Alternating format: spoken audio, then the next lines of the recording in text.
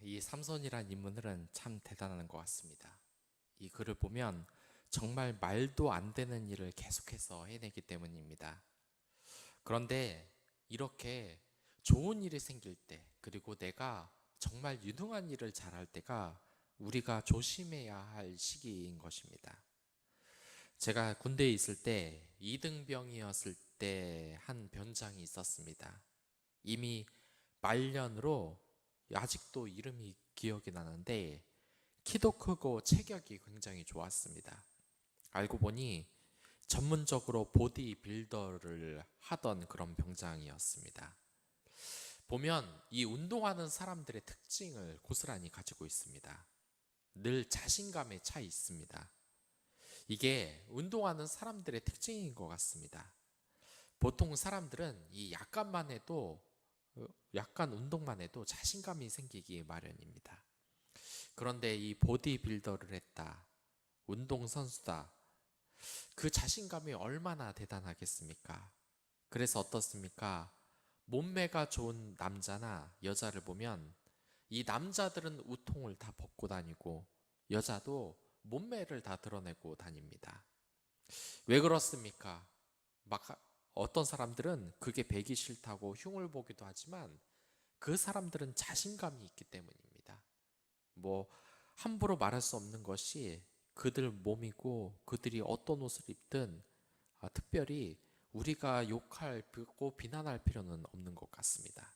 아무튼 남자든 여자든 이렇게 운동을 하고 가꾸는 사람들은 대부분 자신감이 대단합니다. 그 선임병도 그랬는데 이 보디빌더니까 항상 그랬습니다. 어느 날 휴가를 다녀올 때의 일이라고 이 병장이 이야기를 하는데, 그때 말년 휴가를 나가기 위해서 밖을 나갔다는 겁니다. 근데 저 멀리서 차가 신호를 무시하고 그대로 자신을 박았다는 겁니다. 그런데 자기는 하나도 이상이 없이 멀쩡했다는 겁니다. 그리고 그 차는 다 박살이 났다는 겁니다. 이게 무슨 얘기겠습니까? 결국은 자기가 몸이 단단하고 굉장히 몸에 자부심을 가지고 있다, 뭐 이런 자신감의 이야기가 아니겠습니까? 이러한 자신감은 가지고 있으면 좋은 것입니다. 이 선임병의 경우도 그렇습니다. 나중에 이 자신감을 바탕으로 그 당시 TV 프로그램에 이 보디빌더를 하는 몸으로 고정적으로 나온 경우도 있었습니다. 그러나 그것이 너무 과하면 안 되는 겁니다. 여러분들, 삼손을 한번 생각해 보십시오. 이 삼손의 이야기를 보면 정말 남자답지 않습니까? 이 세상에서 가장 센 힘을 가지고 있는 사나이이며 이 블레셋을 다 무서워하지만 이 삼손만은 두려울 것이 없었습니다. 남자답게 싸워서 다 이길 자신이 있는 겁니다. 마치 제 선임병이 자동차도 날 다치게 못한다고 말할 수 있을 정도로 이 자신감에 차 있었던 겁니다. 세상에 정말 두려울 것이 없는 것입니다. 이 세상에 자신보다 강한 남자는 세상에 없는 겁니다. 얼마나 자신감이 넘치겠습니까? 삼손의 성격이 어떤지는 보지 않아도 여러분들 짐작이 가실 겁니다. 그리고 그러한 자신감의 근거가 되는 일이 오늘도 벌어집니다. 삼손이 블레셋 사람을 죽인 일로 결박이 되어 블레셋 사람들의 손에 넘겨지고 맙니다. 지금 삼손은 결박이 되어 있는 상태입니다. 그런데 성령께서 임하셔서 삼손은 갑자기 밧줄이 불탄 삶처럼 떨어져 나갑니다. 그리고 턱뼈를 보고 손을 내밀어 집어들고 그것으로 1000명을 죽입니다. 이게 얼마나 대단한 이야기입니까? 아주 좋은 무기가 있어도 사실 우리는 이렇게 1000명이나 되는 사람을 이길 수 있을지도 모르겠습니다. 우리에게 기관총을 쥐어준다고 하더라도 그냥 칼을 들고 있는 특수부대원 100명을 이길 수 있겠습니까? 근데 이 삼손은 지금 단검도 아니고 장검도 아니고 나귀 턱뼈를 가지고 지금 1,000명을 죽였습니다. 이게 말이 되는 일입니까? 기관총도 아니고 길다란 칼을 가지고도 아니고 그냥 턱뼈로 싸워 이긴 겁니다. 거의 맨손으로 싸워서 이긴 것과 마찬가지인 것입니다. 이 블레셋 사람들은 아마 무기를 가지고 있었던 것 같습니다. 삼손을 잡으러 이 군대를 소집했기 때문에 무기를 안 들렀을 리가 없습니다. 그런데 이렇게 무기를 든 블레셋 사람들을 그냥 턱뼈로 죽였다는 것은 이건 정말 사람이 할 수 있는 일이 아닌 것입니다. 마치 제 선임병이 자동차에 부딪혔는데 자동차만 망가지고 그 선배는 멀쩡했던, 그 선임병은 멀쩡했던 것처럼 말입니다. 우리가 살아가면서 바로 알아야 할 것이 있습니다. 그것은 공을 받을 만한 사람에게 돌려야 한다는 겁니다.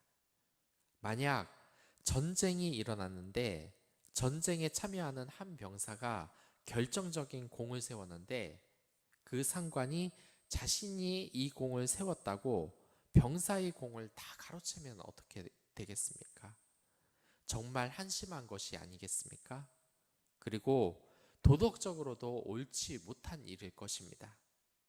지금 삼손이 그렇습니다.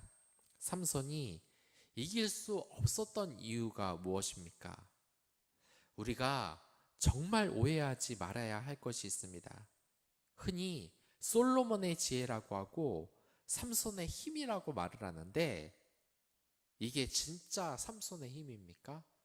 솔로몬의 지혜입니까? 정말 착각하지 말아야 될 점이 바로 이것입니다. 삼손이 잘나서 힘이 세는 겁니까? 솔로몬이 잘나서 지혜가 있는 것입니까? 그게 아닙니다. 하나님이 그 능력을 삼손에게 솔로몬에게 줬기 때문입니다. 솔로몬의 지혜는 솔로몬의 것이 아니라 하나님의 것입니다. 삼손의 힘은 삼손의 것이 아니라 하나님의 것인 것입니다. 지금 14절을 보면 삼손이 자체적으로 힘을 내서 블레셋 사람들을 이긴 것이 아닙니다. 그게 아니라 하나님의 영, 그러니까 성령님이 하신 겁니다. 우리가 착각을 하지 말아야 되는 부분이 바로 이것입니다. 우리가 재능이 있고 또한 모든 일에서 잘하고 기적적인 어떤 놀라운 일을 해낸다.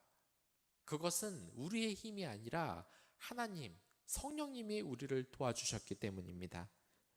가수도 그렇고 운동선수도 그렇고 사업적으로 성공한 사람들, 그리고 박사들의 재능, 이런 것을 다 누가 주셨다고 생각을 하는 겁니까? 그 선수가 잘나서 된 것이 아닙니다. 하나님이 그러한 능력을 주셨기 때문에 이렇게 된 것입니다. 그러나 우리는 이 세상을 살아가면서 정말 착각을 얼마나 많이 합니까? 하나님이 하신 일을 가지고 내가 해서 성공을 했다. 이건 정말 큰 착각인 겁니다. 이건 헌금 문제에서도 마찬가지입니다. 물론 믿지 않는 사람에게 제가 이 말을 하는 것은 아닙니다. 그런데 여러분이 벌어들이는 수입이 여러분들의 것이라고 할 수 있습니까? 헌금을 드리는 이유는 무엇입니까? 내 것이 아닌 것을 고백을 하는 겁니다. 여러분들의 성공이 여러분이 잘나서가 아니라 하나님이 도와주셨기 때문에 그러한 것입니다. 제가 이렇게 직설적으로 이야기하는 이유는 너무나 헌금에 대한 인식이 잘못되었기 때문입니다. 이제는 아예 말도 안 되게 교회가 헌금을 어떻게든 긁어 모으려고 예배를 치른다고 비난하는 그러한 이상한 목회자들도 나타나기 때문입니다. 여러분들, 이 세상에서 우리 인간이 하고 있는 것, 그리고 하나님이 하고 있는 것을 비율로 따지면 몇 대 몇이라고 생각을 하십니까? 하나님이 한 50%, 우리가 한 50% 이렇게 생각하고 있지 않으십니까? 정답을 말씀드리겠습니다. 우리 0%, 하나님 100%입니다. 그런데 내가 머리가 좋다고, 내가 성공을 했다고, 그런 재능은 하나님이 우리가 태어났을 때 이미 믿지 않는 사람들, 믿는 사람들에게도 다 주신 선물인 것입니다. 태어날 때부터 수영을 잘했다, 태어날 때부터 운동을 잘했다, 태어날 때부터 또한 머리가 좋았다, 이거 다 하나님이 주신 선물인 것입니다. 그런데 많은 사람들이 착각을 하는 것입니다. 이게 내가 잘나서 이렇게 됐다고 생각을 하는 것입니다. 그 재능을 주신 하나님께 조금도 감사함이 없는 것입니다. 이게 얼마나 큰 잘못입니까? 기독교인들 사이에서도 이러한 착각이 정말 어마어마하게 퍼져 있다는 것이 우리의 현실인 것입니다. 우리는 하나님이 없으면 정말 아무것도 아니라는 것을 깨달아야 되는 것입니다. 그러나 몇몇 그리스도인들은 이 사실을 잊은 것으로 보입니다. 코로나 시기니까 예배 안 나가니까 좋다는 말은 결국 내 삶에 하나님이 필요 없다는 것을 간접적으로 드러낸 것과 마찬가지입니다. 하나님은 우리의 모든 것을 하시는 분입니다. 여러분들이 생각하고 하는 하나하나까지, 그러한 재능 하나하나까지, 생각 하나하나까지 모든 재능을 주시고, 또한 믿은 다음에는 성령의 은사로 여러분들을 도우시는 분이 바로 하나님인 것입니다. 다만 우리가 아직 깨닫지 못하는 것입니다. 지금 삼손도 마찬가지인 것입니다. 성령의 힘으로 블레셋을 쳐 부쉈는데 이긴 이유를 성령님 때문이 아니라 지금 자신이라고 자랑을 하고 다니고 있습니다. 그런데 이러한 삼손에게 하나님이 그의 잘못을 단번에 알아차리게 하는 사건이 발생합니다. 이 삼손은 1000명과 함께 싸웠습니다. 그리고 이 싸움이 끝나니까 어떻게 되겠습니까? 주변에는 이 1000명의 시체들이 있고 살아있는 사람은 자기 혼자밖에 없는 것입니다. 이 허허 벌판에 이 살아남은 유일한 사람이 삼손입니다. 생각해 보십시오. 저는 이 춤만, 옛날에 이 춤을 배웠는데 춤만 1시간 춰도 정말 온몸에 땀이 나서 정신이 어지러울 정도로 지칩니다. 축구도 마찬가지입니다. 이 운동을 하면은 어떻습니까? 몸이 완전히 지쳐버립니다. 그런데 한 명과 싸운 것도 아니고, 여러분들 격투기를 보십시오. 한 명과 싸워도 그렇게 사람이 지쳐서 망가지는데 지금 삼손은 1000명과 싸웠습니다. 몸이 얼마나 힘들겠습니까? 아마 쓰러지기 일보 직전까지 갔을 것입니다. 이렇게 너무나 지치고 또한 목이 마른 상황인데 지금 주변은 광야입니다. 아무것도 마실 것이 없는 곳입니다. 이제 삼손은 이 1000명과 싸우고 나서 자기 자신이 어떠한 존재인지를 자각하게 됩니다.